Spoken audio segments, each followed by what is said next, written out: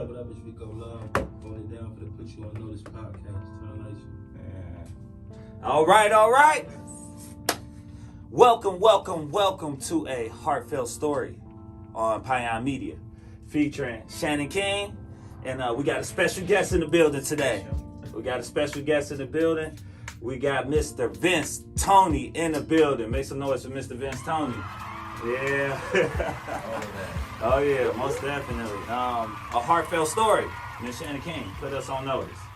Awesome sauce. Hey everyone out there. Hello America. Thank you for joining us. I'm very excited. This is my first interview of a Heartfelt Moment, and I have my old pal, Mr. Vince Toney.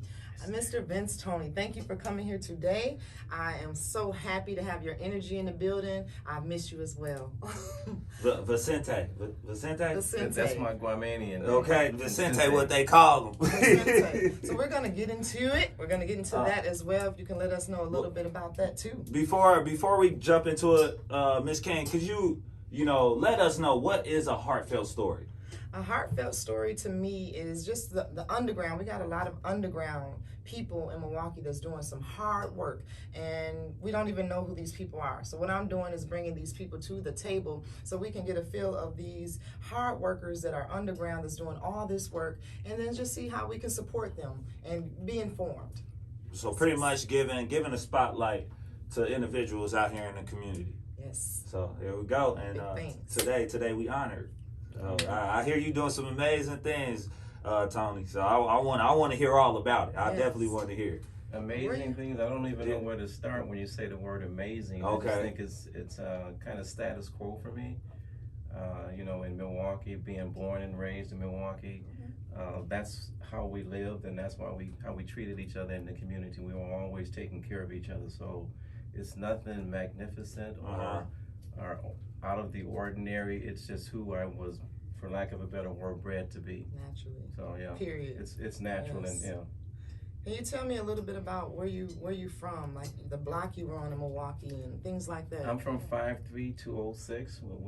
The notorious, one of the worst zip codes that they've been classified. But I grew up there. Grew up in a very community-orientated neighborhood. Not only just the neighborhood, but around the block, the church. I mean, everything was connected back then. The neighbors, the aunts, uncles, and person down the street could, pull you to the side and talk to you. So I think one of the most important things that I see in comparison to today and the way things have changed is, school starting. So I look at it from that perspective. When we grew up, it was a community-based school. So I walked to 12th Street School, probably 3 or 4 blocks away. My grade school. I walked to Robert Fulton, which was probably 15, 20 blocks away, and I walked to North Division right down the street. So I had access to education. I didn't have to waste time getting on a bus and all these other things that these kids do nowadays. So and I think that was an asset to the community, and it kept us grounded as well. I mean, to walk, you talk to your friends and you meet new people. It was just a kind of a comfortable environment, and having the neighborhood and the school that close. I can picture that. So that's where I came from. I think I appreciated my education through all 3 of those institutions. I think one of the most memorable things about grade school was sometimes we can be bad at school.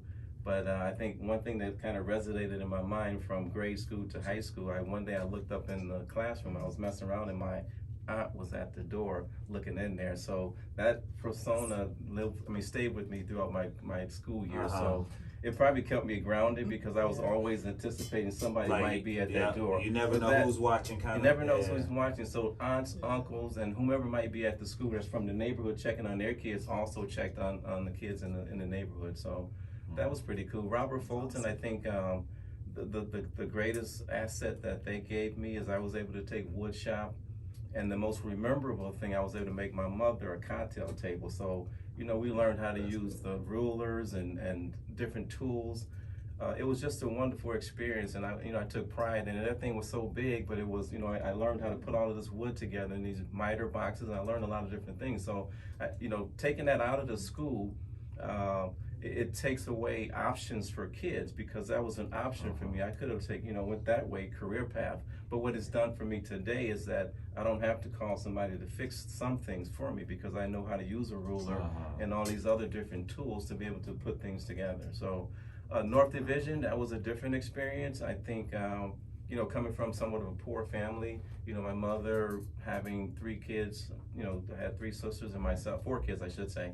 And didn't have a whole heck of a lot because she worked part-time and we didn't have a father. But at the same time, we had those figures in the community. So at North Division, I may have wanted to do a little bit more in terms of, one of the things I wanted to do is wrestle. One good friend of mine was a wrestler, but couldn't afford that. So I ended up going to MATC in the afternoons and the school in the morning. So what I learned at MATC, I went to metal shop, so I learned how to use a dial caliper, a micrometer, and all these different tools and gauges that I was able to use. So it gave me options. So now from junior high, I had this woodworking, and now from North Division, they gave me this platform at MATC in the afternoon, which I got credit for, and I learned how to. I've got a hammer at home that has knurls on it that I made at MATC. So.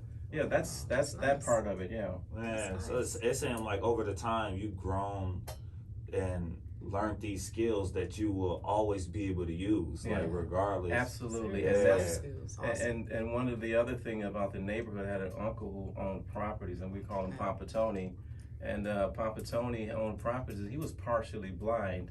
And it was, at the time when you're 15, 14, and all the 16-year-olds are getting jobs, you can't wait to get a job. Well, my uncle was partially blind, and at some point in time, he became totally blind. He owned all these properties, so I was his eyes. So all of the jobs, the houses that he owned in the neighborhood, he took me on them. So, there was one time I'm scared of electricity. And he said, boy, just touch those wires, right? And I touched the wires and the light came on, right?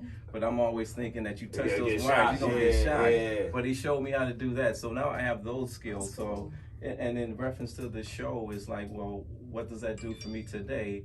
It gives me, in the community, I service elders and our kids. So it gives me the opportunity to use those skills, because they, instead of calling the plumber or somebody to fix something, I've done those things in the community for a lot of people. And more importantly for myself, because I could call a plumber. I know how to take a jack of all trades. Yeah. And I don't know who in the heck I want to be. I never knew that. That's awesome. Let's touch a little bit on that as far as what do you do right now for a living? Right now I'm in between jobs. But jack of all trades. Right. In the military, I was an airfield firefighter. Once I got out of the military, I still became an airfield firefighter. I lived in Guam for 6 years after the fact. When I came back here, now the story about North Division, I actually dropped out of North Division High School. Okay. And the reason I dropped out is because I didn't know any better, first of all. And I had an experience where we, take the ACT test. North Division was predominantly black at the time. And this was the first time I was in a room with my Caucasian peers. So I'm taking this test, and I look at this test, there's something on it that I've never seen before, right? I'm pretty good in geometry and algebra, decent in it, right? I can do my homework and be done, before class was over. So I'm taking this test, and I see some math on it I've never seen before. So at that moment, it just crossed my mind. So I've been going through this institution for 12 years of my life, and it didn't give me the knowledge that I need to compete against my white counterparts. You felt a little discouraged. I felt a little discouraged, but in hindsight, the education that I received at North Division was top notch. They just missed one thing, basically, and it's not something that would have been detrimental. So I appreciate everything that all of those schools did for me. But I dropped out and I joined the Navy. And my reason being is because I felt as though in the military, there's no differentiation of character. We all get taught at the same level. And I was definitely going to ask, what did you learn in that time frame, from dropping out, and did that make you, want to go down the wrong path, or did you see that as an opportunity to do more and continue to work on yourself?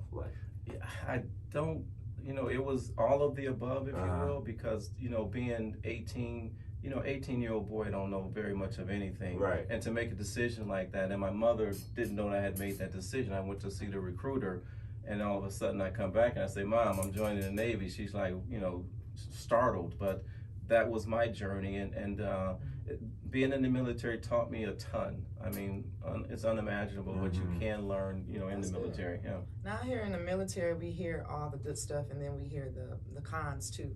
So how was it for you being in the military, and then like living now out of the military? Is it effective? Right? I think in the military, it's no different basically, because it's on a base. It's just secluded, if you will. So whatever goes on inside the base, it goes on in our communities outside. It just may be a little bit more controlled, if you will, because in society, you know, our military police versus the civilian police, that's different. We adhere to their rules. Racism, it's the same. There's no different. My first experience with racism, you know, white guy, you know, I don't like blacks. That's, you know, that's perfectly fine. But what I learned though is that even though he didn't like me, I understand that it wasn't something that he necessarily put together. That came from his family. But I did know at the end of the day, when if you don't mind, when shit hit the fan and boots to the ground, I didn't have to worry about him because he had my back and I had his back. So that's the only thing that matters. So I could care less about who you are and what you do versus I know that when it's time to come, we're all boots to the ground and we're helping each other. Yeah. Hey, growing up in Milwaukee, you hear a lot about, you know, the being diverse and segregated, and at the same time, like, how did you handle that, you know, growing up in Milwaukee? Did you notice the division? Did you notice the divide? Yeah, I noticed it from a different perspective, and from that perspective was the eyes of my uncle, my mom, and the community were my eyes. So we had no problem whatsoever on 11th and Center when it came to family and segregation. That had played no role. We had our own community base there, so we took care of each other. I mean, I hear a lot of people talk about the village. 11th and Center was my village. I can go around the corner to Mr. Hood's, I can go Mr. Summers, I can go here, I can go anywhere in that community and I can find somebody that's going to take care of us, right? The difference is that my uncles, they would take us out of the community, take us to white people in their farms. They would take on a trip like on a farm. We'd go see cows and stuff like that, and meet their children. We were all the same ages, so that was our connection to the white community for the most part. We did have one neighbor, Mr. Waddell. He was white, and Mr. Waddell could probably, you know, put his foot up my butt because I was always stealing those plums out of his trees, right? So he lived right down the street. But other than that, that was your way of trying to integrate, huh? That was our exposure. We didn't think about color because it didn't matter back then to us. The only thing that mattered to us is the neighborhood and the community, that we were having fun, and we had people that took care of us and loved us is the key. That vision is so beautiful. I kind of wish I was there, you know. It's so different right now, 2021. Like, it still surprises me, you know, us working with the youth. It surprises me to still hear them be like, those white people, or, you know, just still talking such a divide. Like, you know, I feel like racism still exists more now than ever. You know, I don't think it has died down. I think people have been able to hide their colors a little bit more. You know, their truth. Like, I think it's better now for me because as a civilian in the military, we knew that person didn't like me. So when I come back to this country as a civilian and I work in corporate America, I don't know who likes me or dislikes me. But then I have to figure that out, and it's based, a lot of it was race-based. So I like the fact of where we are today, that people feel open and can be honest about what they feel and what they think, so I can know who you are, and we don't step on each other's toes. You stay out of my way, and I stay out of your way. It's that simple. So to make that connection for these kids to feel that, I think they should, you know, we should look at it as a plus, because would we rather live in the dark or would we rather live in the light? I like living in the light to know what's going on around me, who's around me, and what the potential is and what they can do. I've always said, and I have nothing against any culture. I love my culture. I love black people. I wouldn't live any place other than in the black neighborhood, because that's the way I feel and that's the way I love. And I feel like that like any other culture, we should be proud of who we are and be taking care of each other as they do for their cultures. How do you feel your city has transitioned in dealing with the divide? I don't know that we've dealt with it. From my perspective, I can't speak for anyone else, but from my perspective, I think when I look at busing, for example, I think if that's the way to deal with segregation, for me, I disagree with it if you're telling me that it's going to make us a better people. Because now if you go back and you have to do your homework, where are the statistics that say, hey, we're better people now than we were when we were segregated? Right. There's nothing wrong with us going in their community to have fun. So let's have those same avenues in our community, because I've always envisioned that people want to come in my neighborhood and hang out, and if we having a party, to have a party. Right, you know what I mean? Because they can have a party and we go to their parties, they should come to our parties. You know what I mean? To spend their money in our neighborhoods too. So that's the divide. And I think when I grew up, a lot of the money, kind of floated within the community, but now a lot of the money in our community, the black dollars are going out and they're not coming back in. So we're becoming more impoverished, if you will.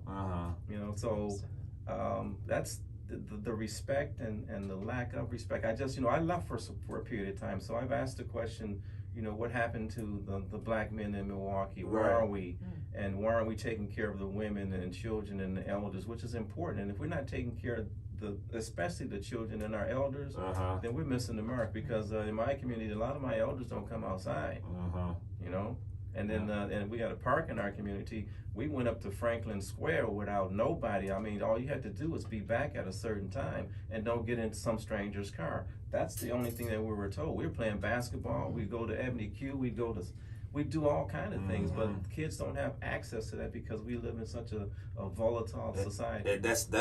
That's the major part right there. They don't have access to it. They don't have access to a lot, and the things that are given are not given to our youth. Right. And they're bored out of their minds, so they're like, "What we gonna do today? Let's make it up." Interesting. It's interesting where we are, but having been in the military, having worked in manufacturing and the service sector, corporate America, and transitioning to social services, running Rebels and St. A, and I'll smell St. A, and I've also worked for homeless veterans. So, I've got a pretty well-rounded picture of from start to finish. And the other thing I'd like to say is sometimes the vision is different if you've never left. And when I say left, and I'm thankful that I was able to leave for 10 years and come back, because I can see things that other people can't necessarily see if you haven't been here and gone away. Because and I don't say be in the military, but just go live in another city and just see what other people do. Experience a different culture. A different culture of black people. Exactly. That's interesting you said that, because I moved to Florida and then I was like eager to move back to Milwaukee because of the experience I had in Florida. Like, okay, I know what to do. I know what to give. So I feel you on that a lot. And see, people might get mad at me because after the military, I lived in Guam, and I had actually no intentions of coming back to the United States. I was headed to Australia or New Zealand before I got married, because it was just a better life for us. I didn't have to worry about being called black. And I think on one occasion in Guam, a Guamanian called me the N-word. One of the elders in the village pulled me to the side and says, "Hey, don't let that bother you," because he knows nothing about that word until the white man got here. So that was a perspective to me. And when I talk about our elders, this is the kind of wisdom that we get from our elders about what happened, why it happened, and where we are, and why you don't have to get pissed off and go grab a gun and shoot somebody because they called you the N-word. Right. Yeah. Yes. Wow, that's deep. Can you tell me a little bit about the social work life? Like, what made you go? It seemed like you were doing a lot of different things, hands-on, and then you worked on protecting people in the military and things of that nature, the outcome of the military, the mission, and you moved forward to working with children and families. Can you tell us what got you there and how that was? It was a progression. So, as I said, when I joined the Navy, I dropped out of high school. I came back here after I got married, and I told my now ex-wife, I told her in order for me to make the kind of money that I was making in Guam, I'm gonna have to go back to school. So I went back to school and got my GED. I started working through a temporary agency at a manufacturing company. They had, eventually they hired me and they had tuition reimbursement, so I took advantage of that to learn what I was doing. So I'm in manufacturing, so I'm taking technical classes and blueprint reading and all these things, and eventually worked my way up to the office, became in their estimating department. So when they make jobs, I would quote and how much that job costs. Opportunity came. I went to, I don't know what happened, but I went to M&I Bank and furthered my career. They had a tuition reimbursement. I took advantage of that. I actually got my bachelor's degree, business administration, free from that. I think what transitioned me into social work is that this, an elder just told me a couple of weeks ago. She said it's hard being an American. It's rough in this country, and it's even rougher if you got this skin color. So I got to the point in corporate America where they talk about that glass ceiling. I hit it. And I hit it not just from I mean, my supervisor, my boss was cool. He was a white guy. And I was getting pissed off at him. He was giving me so many raises. And what the raises did, giving me raises, it made the whites in that company dislike me. Because in a lot of cases, or instances, when I was in corporate America, I was the only black in the office or in that department. And when I became a purchasing manager at one of their institutions, I mean, it was like, holy guacamole. They was at me like, it was crazy. Right. And so even when I lived in Guam, I was involved in the community. They had JCs, so I was part of the JCs. And when I was a community organizer, we went out and we did certain things in the community to help people. So and then growing up, that was part of our neighborhood, and that was part of our family. We always helped people. So that was an easy transition. I think going from corporate America to running Rebels. And it was an absolute blast, mentoring, because I've mentored. If you come on my block, the kids know me. We take them bike riding. I take them to the golf course. The girls, I mean, we do everything. So at our block, when my wife and I, when we were married, she would take the girls on our block. We didn't have any kids, and I would take the boys, and we would do things. So cool. It was always part of my nature to, I think, like I said, and nothing goes away from my mission, is the children and the elders. If we're not taking care of the children and the elders, we've lost it, right?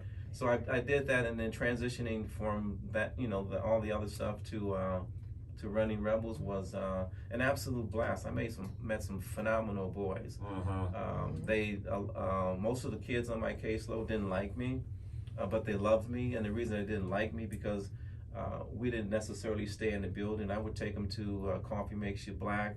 I would take them to different places and present them in front of men, and men would grab their hand, shake my hand, life skills from that perspective. Take them to the golf course, take them to different things, and give them some life skills because in our conversations, you're 14, 15 years old. You got about 3 more years. You're gonna be a man, boy.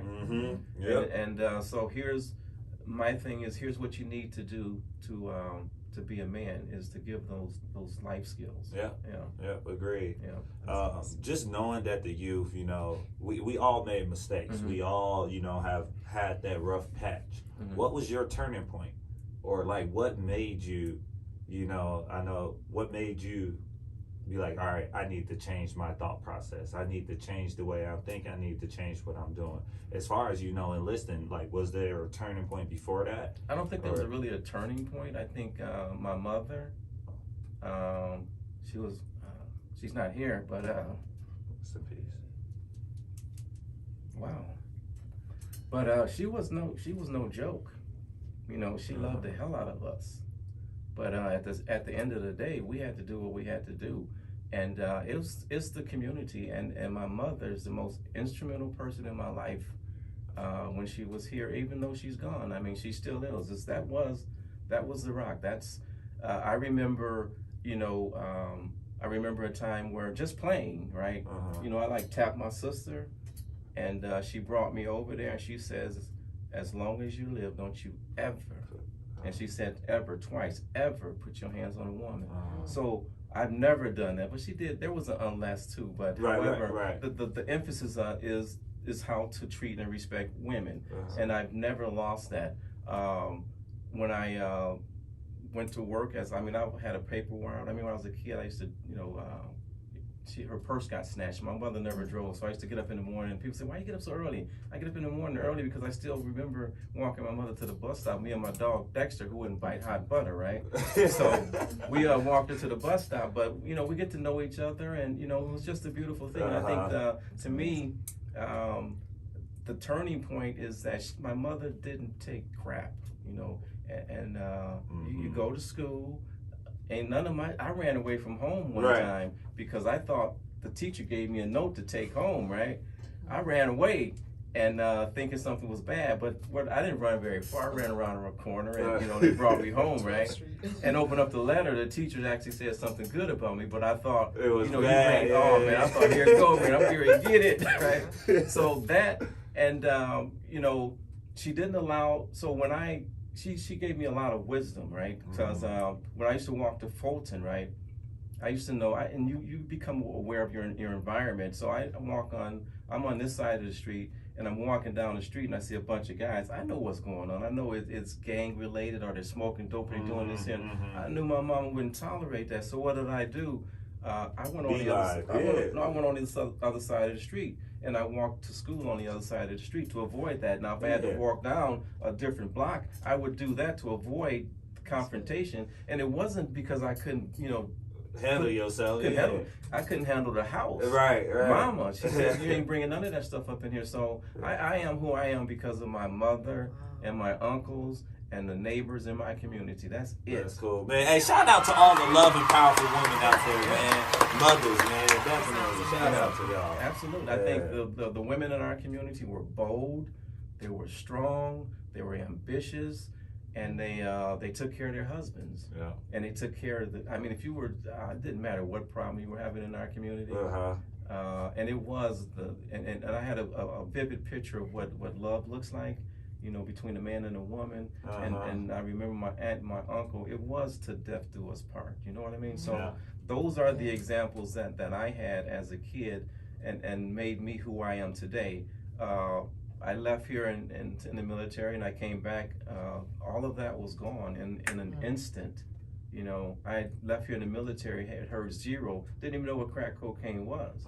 Came back here, my entire neighborhood in the community is like, what the? I left here going back in the military, I left here in tears because I had no idea what had happened to my people. Right. Yeah. Right. That's deep.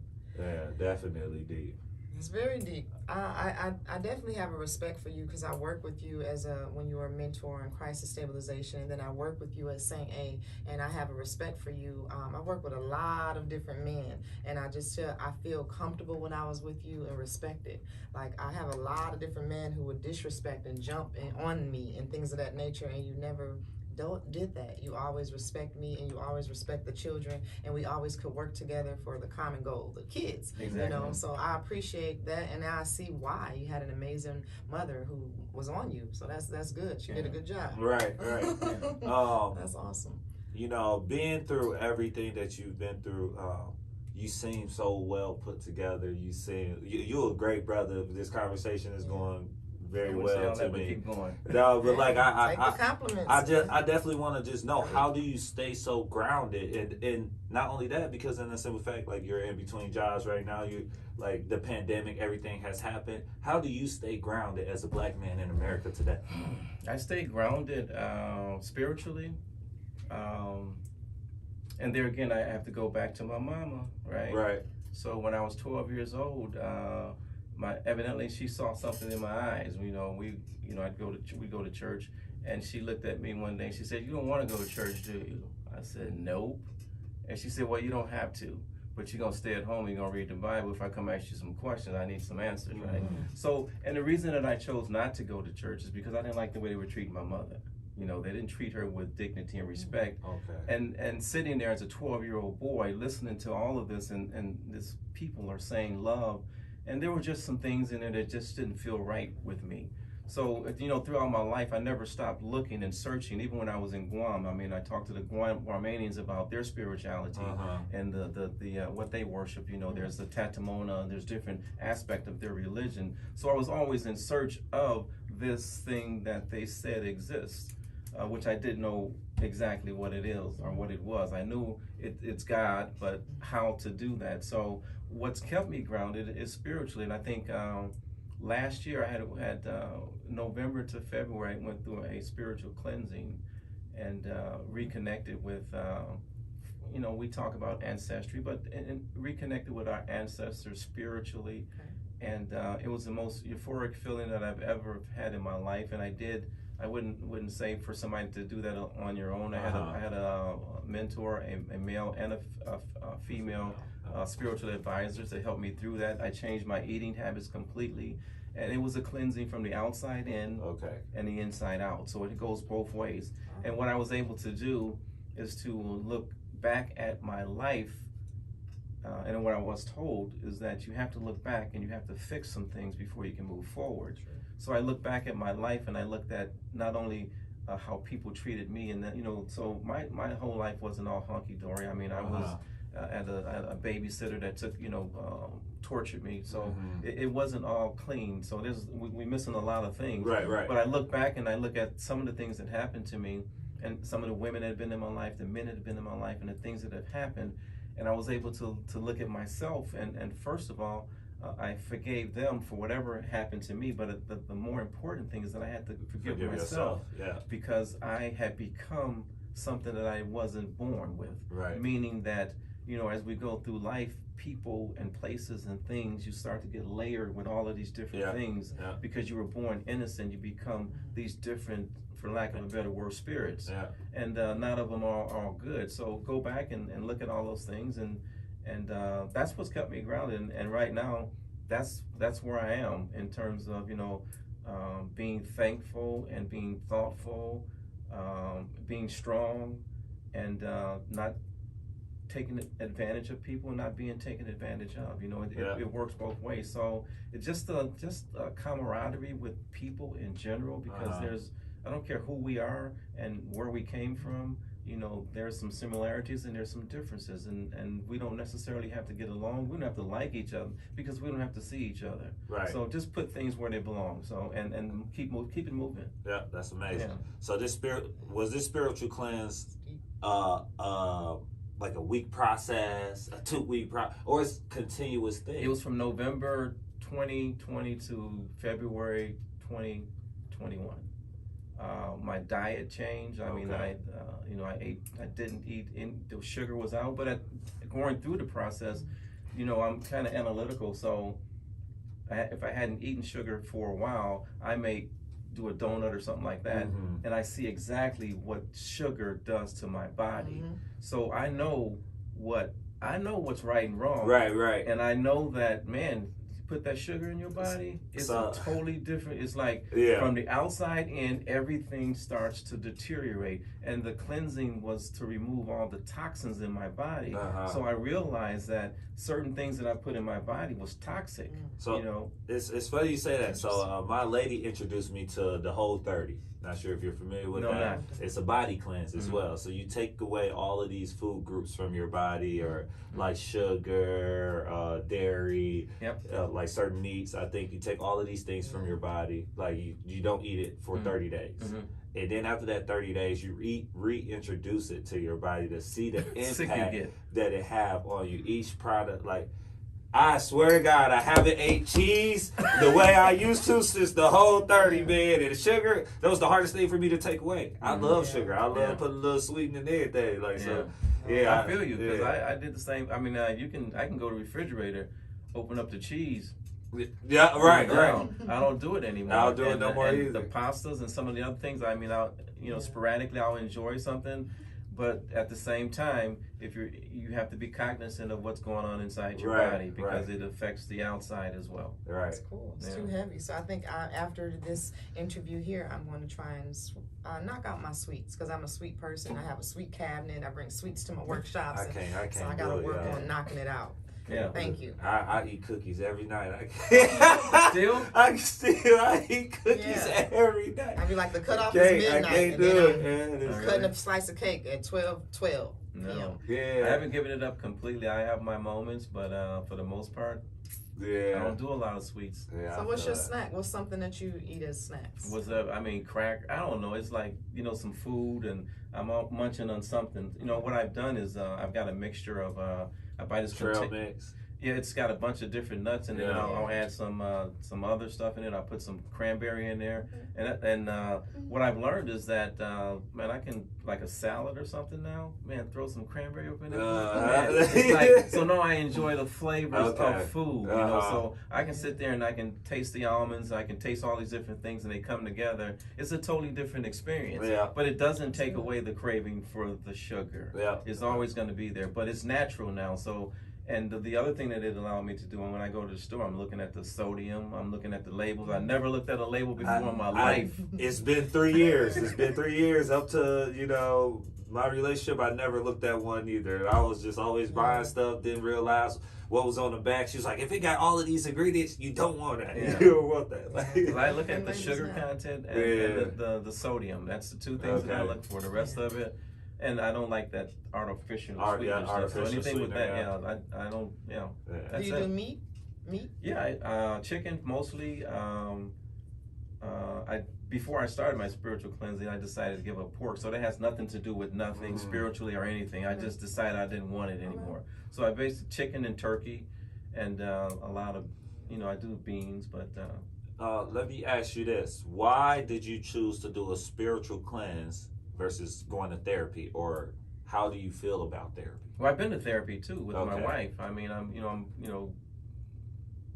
it's a necessary evil, if you will. Right. All of it is part of it, you know, of your journey to figure out where you are, who you need to talk to, and about what do you need to talk to them about. So in my journey, you know, my wife and I, we, you know, going through some hard times, divorce, and you know, see a therapist and take it from that perspective, because you know I had to learn that and come to the realization that back again, who I am and who I became wasn't necessarily who I am, because these layers were put on me. For example, in the military, the military is it creates narcissists. So I became a narcissist. I think we all have a little narcissism in us, but it's how we use it. So I've learned how to turn, you know, what I've created in myself and look back on it. And I guess I had to go back and, you know, based upon that alone, and apologize to a lot of people because of some of the things. It's not bad things, you know, necessarily. It's what people like to call nowadays toxic. It is. We live in a toxic environment, and we create our own toxicity. Exactly. Yeah. And I had to go back and you know, look at some things. I had to go back to my wife and apologize for some things that I had done that were a part of me. Sometimes we do things that we don't know why we do them, but when you go back and you look at your life, and you can see those layers being put on you to create this person that you became, right?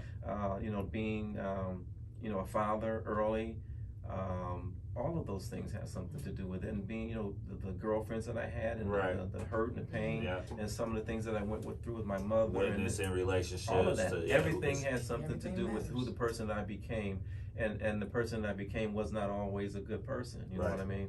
You know, on the surface and on the outside, you may see something else, but I'm not saying I did anything that's, you know, detrimental or harm, but it hurt other people. So I had to go back and do that. You were influenced by your surroundings, and I think a lot of the times we all are. We all are influenced by, you know, what's around us. We're influenced by our friends. We're influenced by what we watch. We're influenced by everything that we digest.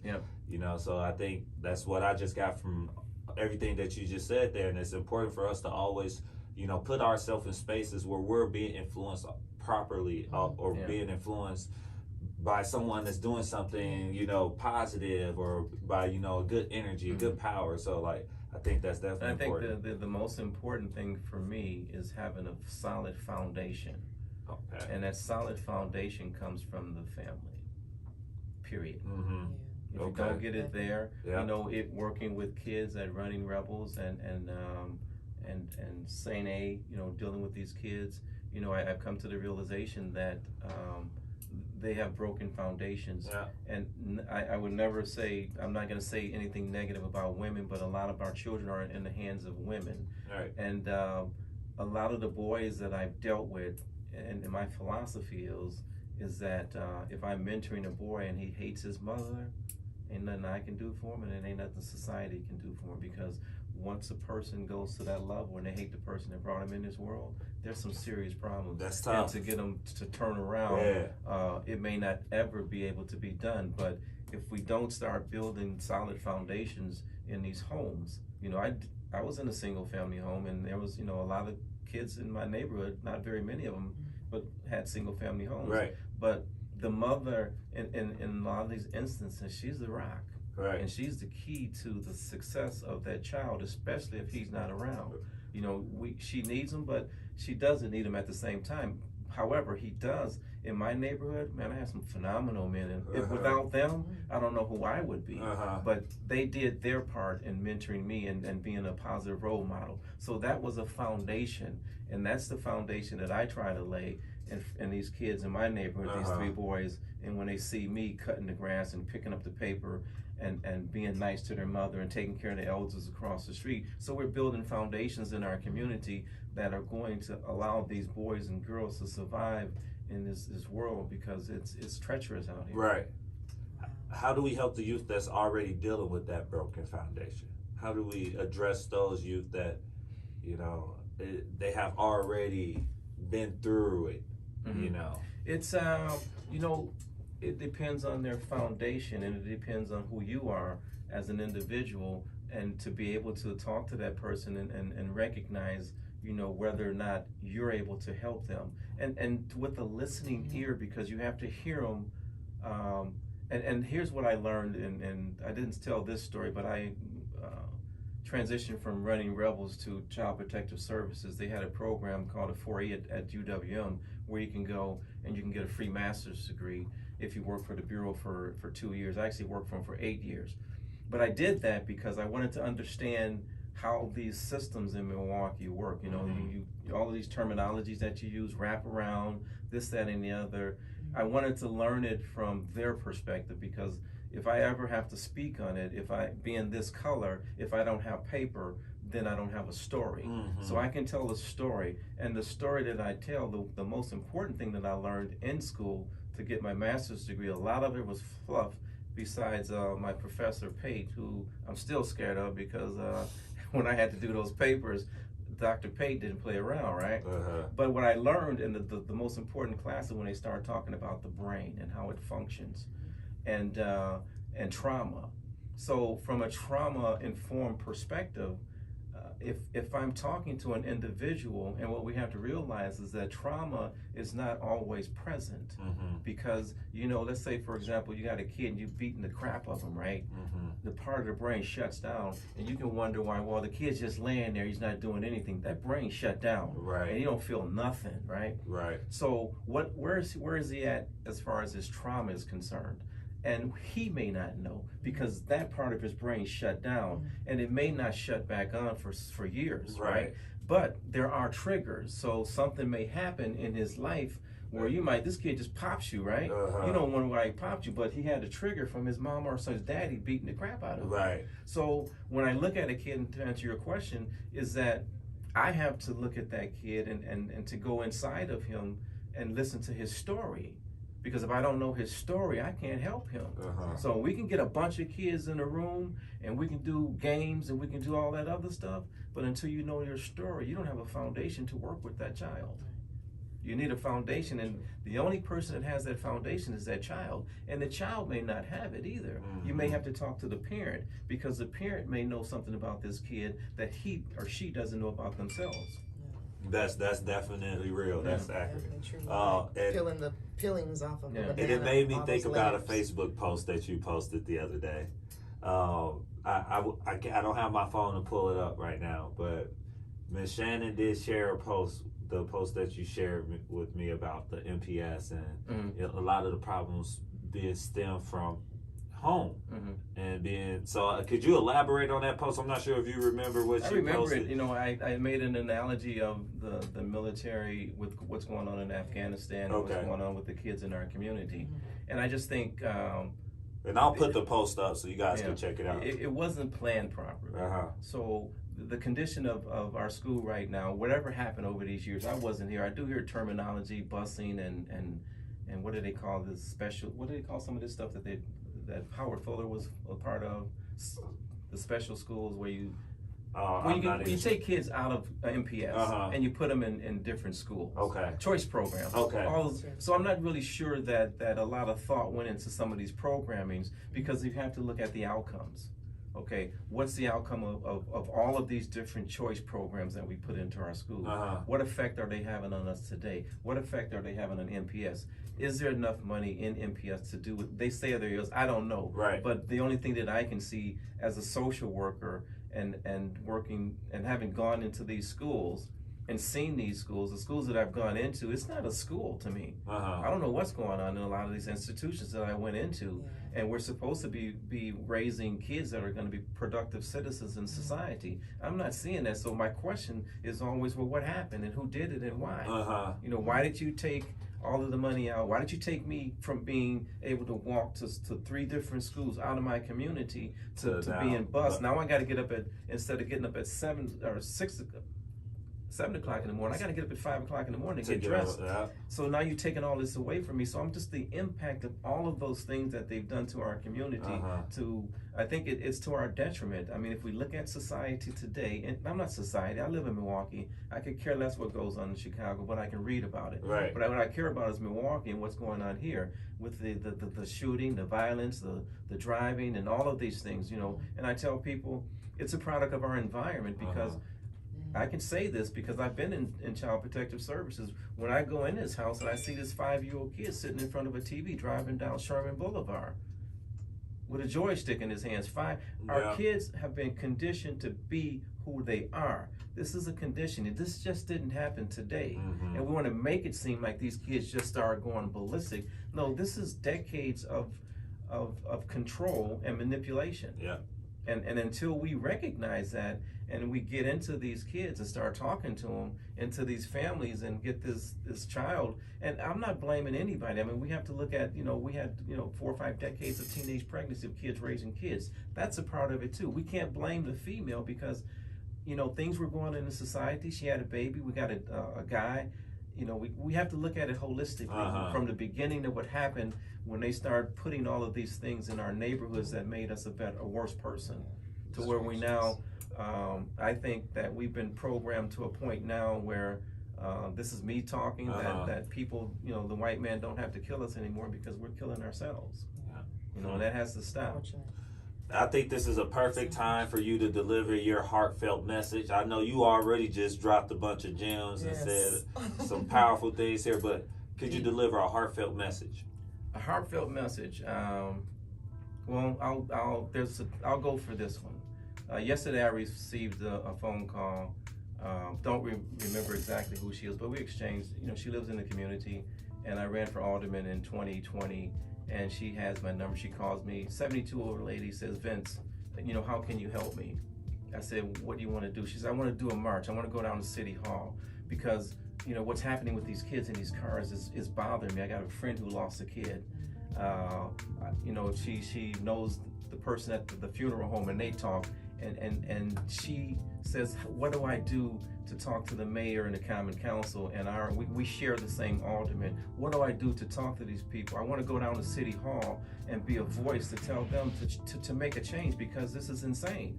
And they don't deserve my vote. So that's my heart. I mean, for a 72-year-old woman, here we go, elders and the kids, right? A 72-year-old woman who's in turmoil of what's going on in her city, and that she's been in all her life. So that's my heartfelt. My heart goes out to her, and this is the first time that somebody called me that old and says that young and says, hey, I want to do something. I want to be there because this is bothering us. Ask you to help. Man, there y'all have it, man. Mr. Vince Toney. It's an honor having you here, and I'm glad that Shannon was able to have you on her first episode of A Heartfelt Story. Yes.